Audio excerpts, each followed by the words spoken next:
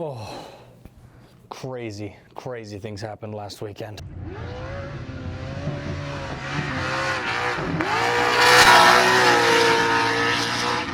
The San Felipe 250. I don't know if you guys were able to watch. I watched the whole live stream. It was pretty legit. There's a couple people that did their own. The Herps guys do their own. Christopher Polvorti does his own. Surprisingly, like the McMillans and Menzies, they don't do their own. Try to figure that one out for quite some time, but besides me. So let's get right into it. There's a couple absolutely insane things that happened. The way the race works is you go down, you drive the race course. We need to go a little further right to get to the tee. Do your pre-running, get that out of the way, take your notes so you're prepared. You know, you have a pre-sight of the course. And then Thursday, the race is on Saturday. Thursday, you do what's called qualifying. It's pretty simple. There's no practicing for this. You have no idea what the track looks like. They parade you around the track, and on your GPS you track it. You know, so the course is about 5 miles long, and then you get to then go and race it.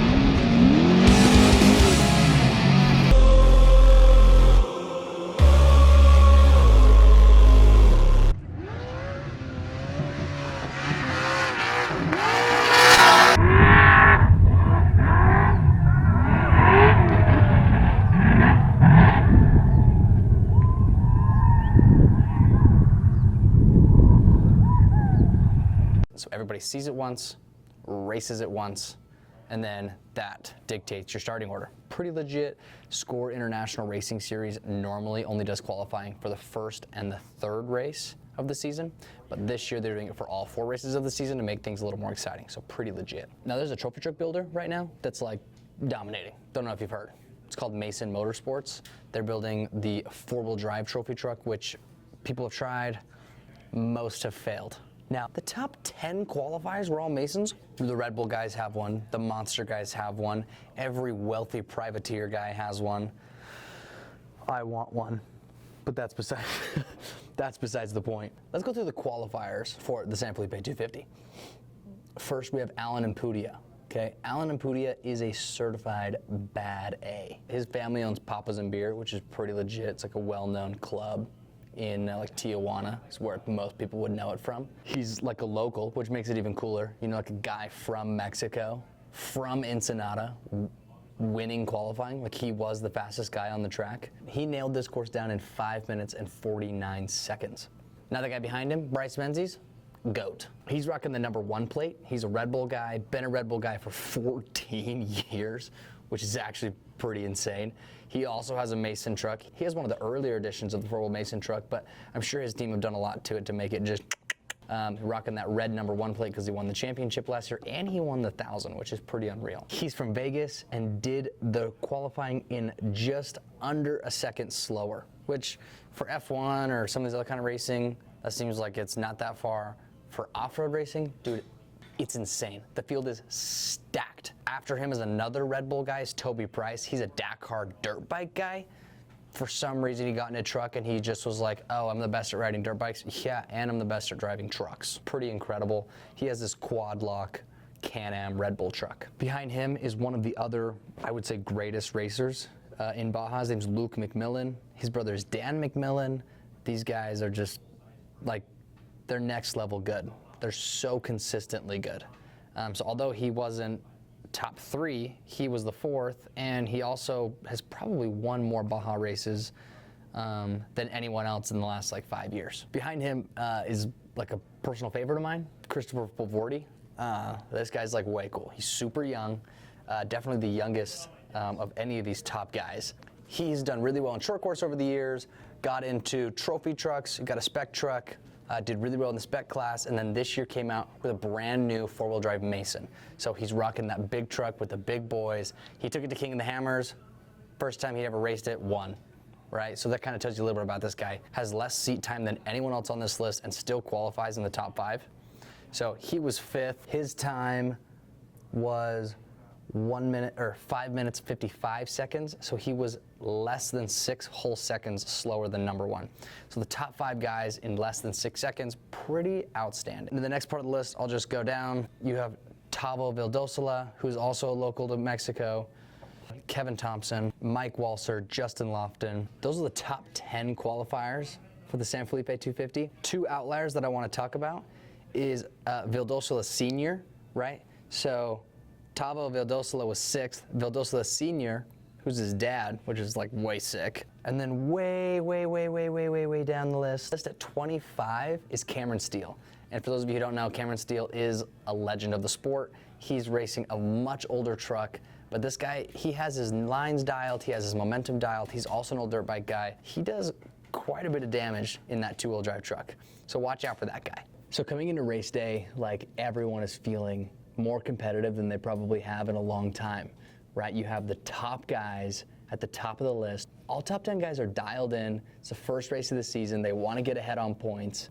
And honestly, like getting on top of the box for the first race of the season is kind of a big deal, especially the San Felipe, because the San Felipe race is all about speed, right? You get into these like other races, a little more strategy, a little longer, right? Driver swaps, fuel stops, pit stops, all this kind of stuff plays in these longer races. But the San Felipe, although there is strategy, it's a little more dialed back and has to do with the truck and driver. Now, Alan Ampudia, the local guy who qualified first, he literally just like splits. He's just gone. Bryce Menzies, I think he said it modestly, got some kind of flat tire. Okay, he lost his whole fender. The fender, gone, the whole thing, okay? Rear right side, so rear passenger side fender, gone. Gets a flat tire with whatever incident incurred there. Toby Price gets around him. Now, Toby Price, he's fast. He rides dirt bikes. I don't understand how he just like doubled his wheels and doubled his speed, but I'm impressed. So he runs down Alan Ampudia, puts less than 45 seconds in between Alan and himself, meaning that Toby Price was now beating him on time, so Alan actually had to run away from Toby.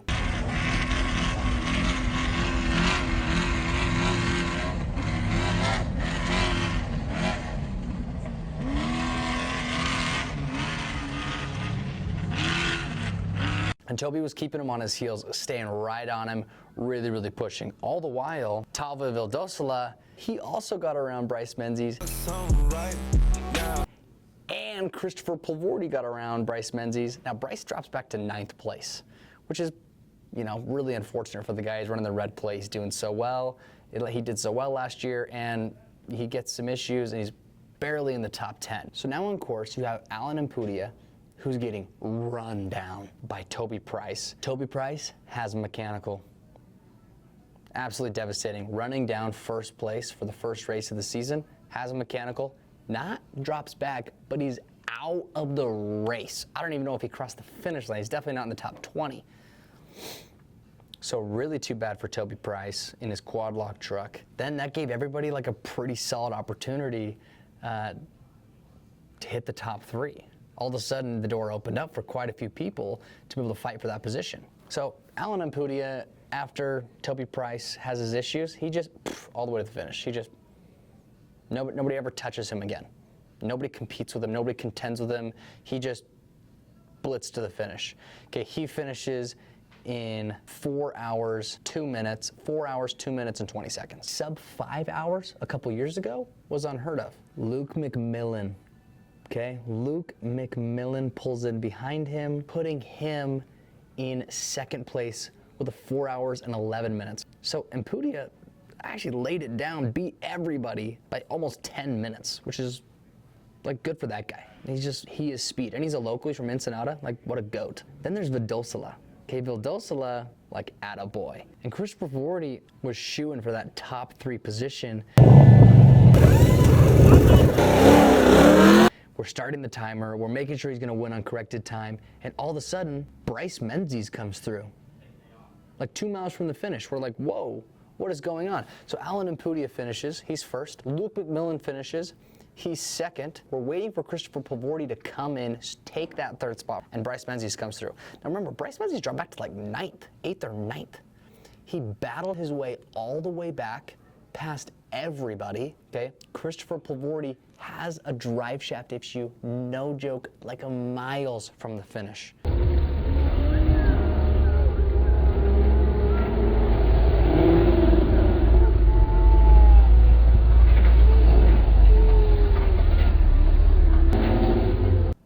Like, I mean, this is like absolutely insanely bad luck. So Christopher Pavordi has his driveline issue. Bryce Menzies gets around him, comes in, bang, started second, dropped back to ninth, and battled his way back to fourth in all within 250 miles. So hats off to Bryce Menzies. Good for you, bro. You're a GOAT. Like I said, Christopher Pavordi has his issue. It really takes him out quite a bit. The next guy to come in is Cameron Steele. Cameron Steele's the two-wheel drive guy, right? He qualified 16th, right? It really is harder to qualify in those two-wheel drive trucks. He battles his way from 16th all the way to top 5, okay? Absolutely dominating anybody else in a two-wheel drive truck. So good for this guy, Cameron Steele. He is also a dirt bike guy like Toby Price, and for some reason the dirt bike guys, they just dominate. So Cameron Steele rounds out the top 5. Once again, you have Alan Ampudia, Luke McMillan, Vildosola Jr., Bryce Menzies, and Cameron Steele. Now, after Cameron Steele, you have Dan McMillan, who's the brother of Luke.